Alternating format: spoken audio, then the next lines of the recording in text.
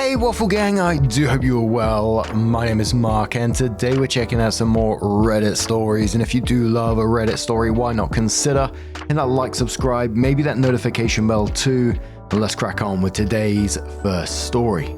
Much love guys. Now today's first story comes from OKEnd712 and it says, am I the arsehole for calling the police? So I think I did the right thing here, but I need some outside perspective. I, 23 female, am in a friend group that is made up of young families. I'm the only child-free person in the group. We went to the beach this weekend for a getaway from the family trip. Everyone who had small kids left them with family or babysitters, except one couple, M and L. They brought along their 6-year-old child, Jake. He's a great kid and I've watched him before for them, but it would have been nice if he hadn't come. So we're on day 2 of our trip and had just gotten breakfast at the hotel. I was going to be heading out on my own to the boardwalk, but I'd forgotten my sunglasses. So I went back up to my hotel room to get them and found Jake sitting in front of my room. I was confused and asked him where his parents were. He shook his shoulders, and when I asked him how long he had been waiting there, I got the same response. I could see he was getting a little scared and I was freaking out. They weren't in the hallway and they weren't even staying on that floor. I called M but got a voicemail. I left one for him about his son being in front of my hotel room. Then I called L and did the same thing. I brought Jake in my room, got him a drink and texted M and L trying to figure out what was going on. Nothing for 20 minutes. I called another person in the group and they told me that M and L were with them about to go on a boating tour of the coast. I explained the situation and that Jake was there with me, and he had just been abandoned in front of my hotel room. M could be heard in the back saying that once the tour was over in a few hours. I tried to keep calm and told them that they had 20 minutes to get back to the hotel or I was calling the police. They'd abandoned a small child in front of an empty hotel room. Who knows what could have happened if I had not come back to my room. After I hung up, I put on some cartoons for Jake and started a timer. After 20 minutes, nothing. 25 minutes, nothing. 45 minutes, nothing. Jake had fallen asleep and I just finally called the police. I explained the situation and I had no clue where his parents were or how long they would be gone. They sent 2 officers over, and when I gave them their numbers, they said they would take Jake with them if they wouldn't pick up. Thank God they picked up when someone other than me called. After about an hour, M and L came to the door panicked, and the cops had a conversation with them that I didn't get to hear about. I felt like it was the right thing to do, but the rest of the vacation was pretty much ruined. I could feel the coldness from everyone the rest of the weekend. I got home yesterday and I've been debating if I did the right thing. I think I was really just panicked because I can't stop thinking about what would have happened if I hadn't come back to my room. Who knows what could have happened to Jake? So Reddit, am I the arsehole for calling the police on my friends? Absolutely not the arsehole, and that poor kid. This is just simply child abandonment. What else were you supposed to do in that situation? And it just makes me think about what that poor kid's home life is like. If they're willing to be so blasé about this and do this in the first place, it's not a misunderstanding or poor planning, it's simply child abandonment. Leaving their son alone in a public place to go sightseeing. And it just shows how normalized this stupid ass behavior had become because everyone is mad at you instead of the parents who actually abandoned their kid. And let's face facts here, it was the parents that ruined this vacation, their arsehole-ish, dangerous behavior. But neither Building 306 says Jake's parents and your former friends are the arseholes. Fuck all of them. Don't go on vacation with these arseholes again.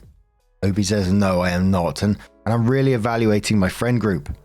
Fourth Chakra says you made a difficult decision, but the right decision. The welfare of that child was the priority. The parents fully intended to be gone for hours. They didn't make arrangements in any way whatsoever.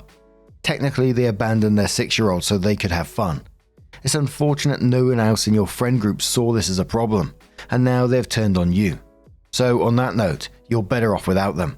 Poor Jake, not the arsehole.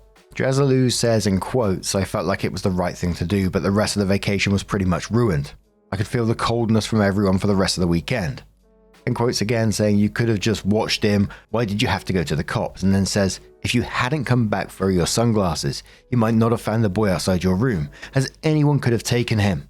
If anything happened to him, they'd blame you. If you showed up at the end of the day without their kid, no one knowing where he was, whose fault would it be? Adding to that, you didn't know where they were. You could not contact them in an emergency, as they kept blocking your calls. If anything happened to the child, it could possibly prevent him from getting life-saving surgery, because they'd have to wait for parents or legal guardians to approve it. You do not want to be responsible for that. They were responsible, and it would be irresponsible of you to endorse and enable this behavior, hence cops. They were warned. Prestigious Will says not the arsehole, you did the right thing. Like you said, OP, who knows what could have happened to Jake if it wasn't you that found him. My guess is that the parents thought they could drop off Jake at your room. Then you'd watch him, but that's not how that works. The parents left Jake unsupervised. Thank God for you, OP, for doing the right thing. Now the parents will think twice about making that mistake again. OP replied saying, if they'd just asked me, I would have taken him with me to the boardwalk. I didn't mind hanging out with Jake. I just had no idea where his parents were. Scarlett replies to that saying it's a shitty reflection on how they see him and how they treat him too. They didn't even ask for thinking you wouldn't be able to spend time with him. And they made it very clear they see him as an imposition and an obstacle. It's a shame that these people have a kid, really. You can't treat kids like that and then expect them to know their own value as adults. So OP came in with their first update and said, so this is the update to the post I made earlier. Sorry I didn't have a chance to get back to everyone about this. So some of you guessed that M and L spun a completely different story to our friend group. Congratulations, you get a cookie. A few days after we got back from the trip, I messaged everyone other than M and L to find out what the hell had actually happened, and to get my side of the story. So they told everyone that I agreed to take Jake on a trip to the boardwalk that morning, but I wanted to go to the bars around the hotel. After reading that, I just reminded them it was 9 in the morning, and no bar would be open that early. Also, I'd never gone bar hopping in my life, and it was very much out of character for me. It took a few go-arounds, but everyone came around to my side, and realized that obviously M and L are lying. Everyone is apologizing to me and telling me that they should have thought it through before listening to them. I agreed, but I understood they made it very convincing when they were on the trip. So everyone that wanted to know what happened with Jake, well, CPS has been involved, and yes, charges are being pressed. All I know is that I got a text from L a few days after we got back with a message that said, I hope I was happy. It was a pic of Jake's empty bed.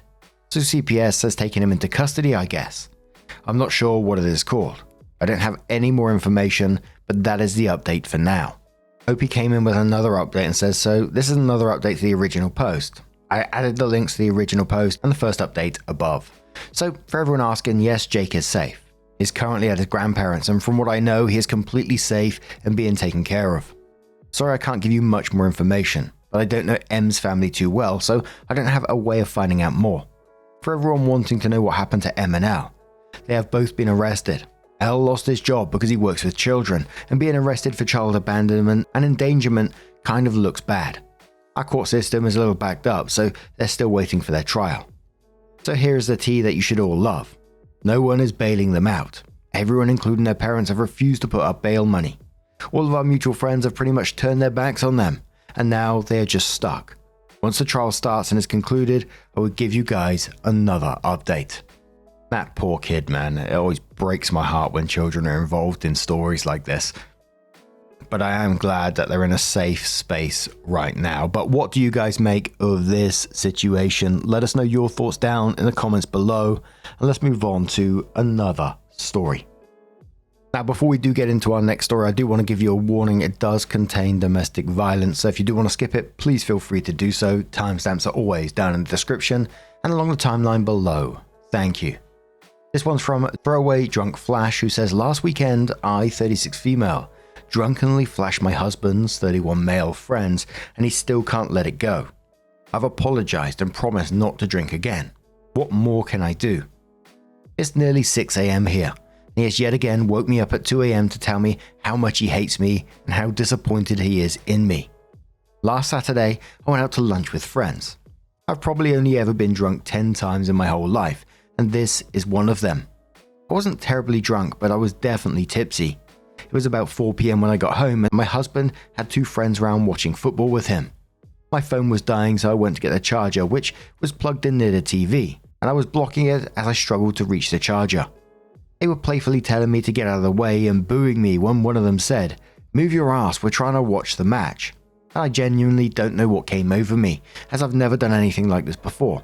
But I turned around and pulled my top and bra down and said, "Watch these instead." I feel so embarrassed just writing that.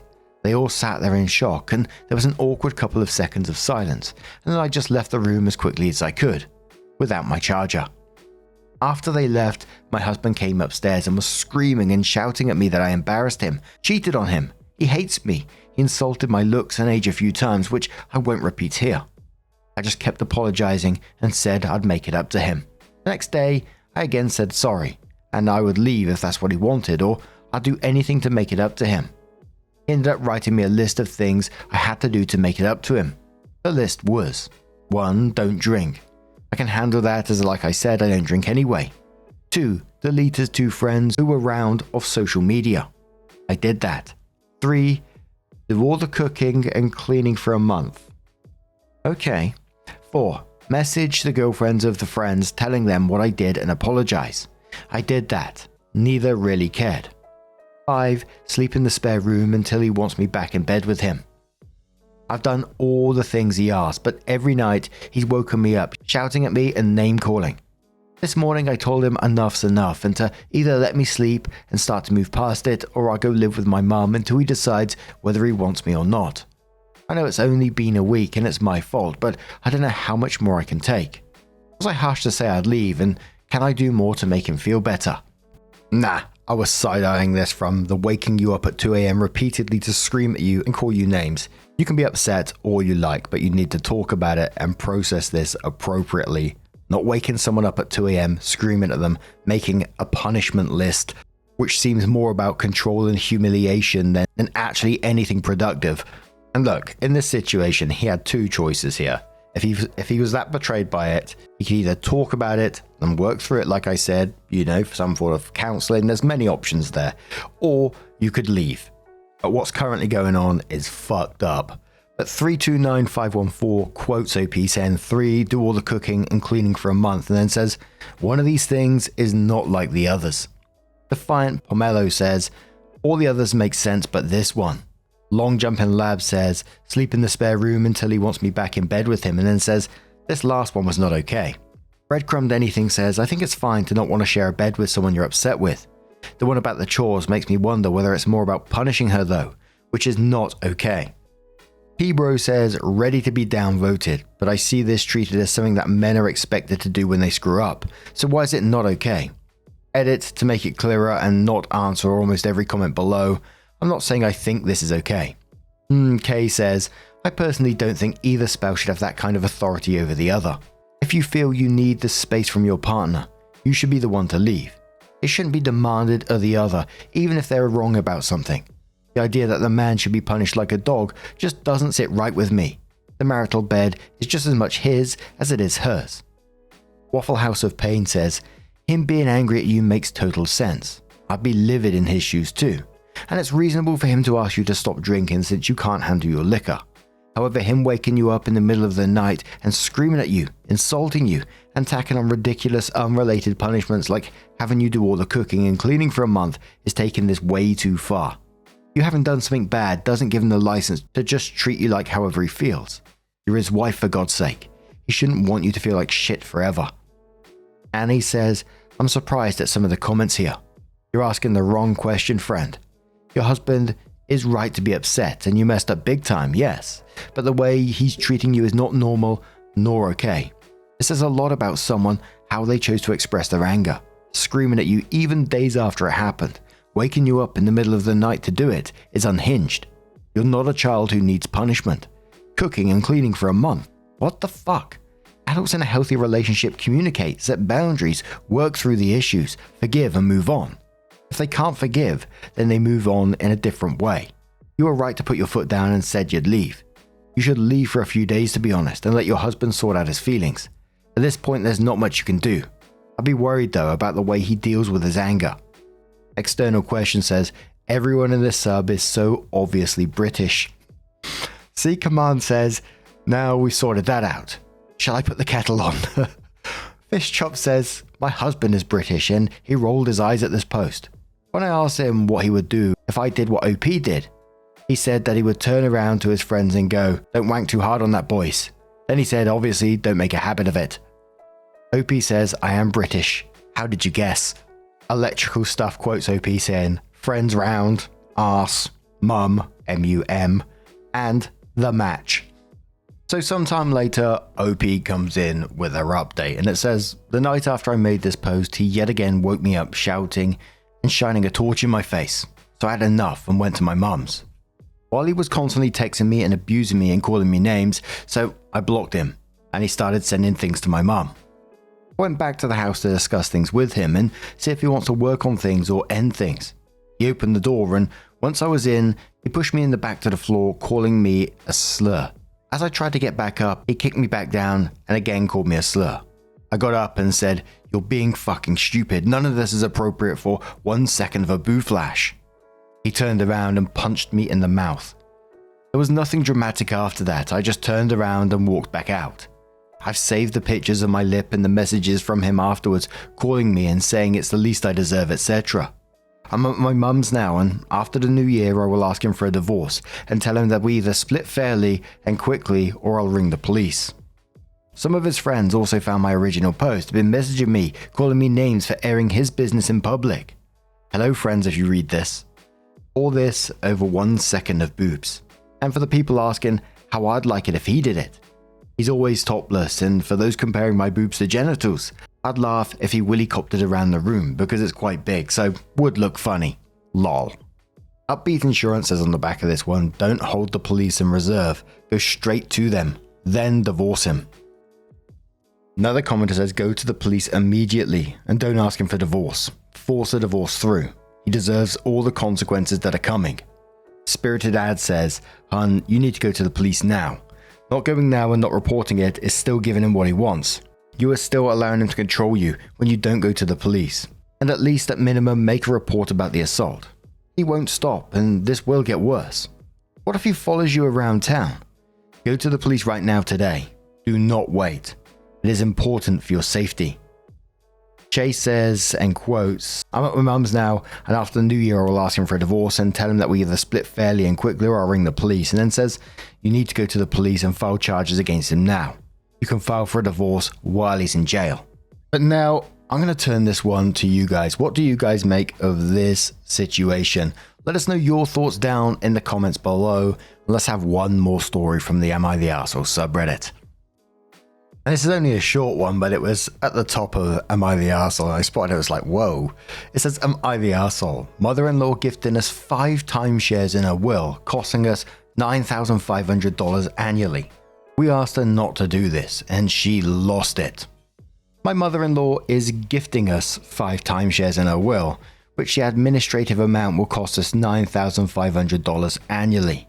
We're not interested in owning timeshares, nor are we interested in paying that much in admin costs. We asked an attorney, and he said it is expensive and a hassle to try and get rid of the timeshares. So we politely and respectfully asked mother-in-law not to leave those to us in her will. She absolutely lost it and was extremely upset, saying we were ungrateful and that she's refusing to change her will. We asked if she would be willing to go ahead and transfer the timeshares to someone else before her death, but she refused. Am I the arsehole? Edited to add, there is a perpetuity clause on these timeshares. She's not leaving my husband or I any money. She has lots of debt, only leaving us the timeshares. Hell no, that's absolutely not a gift, being saddled with $9,500 a year. So what happens when she does leave them in the will and OP doesn't want them? They can't be forced on her, surely. There must be a way to legally say no. But Boris's love child says not the arsehole, unless she is leaving you with enough money to cover the cost of the $9,500 in perpetuity. This is no way meaningful way a gift.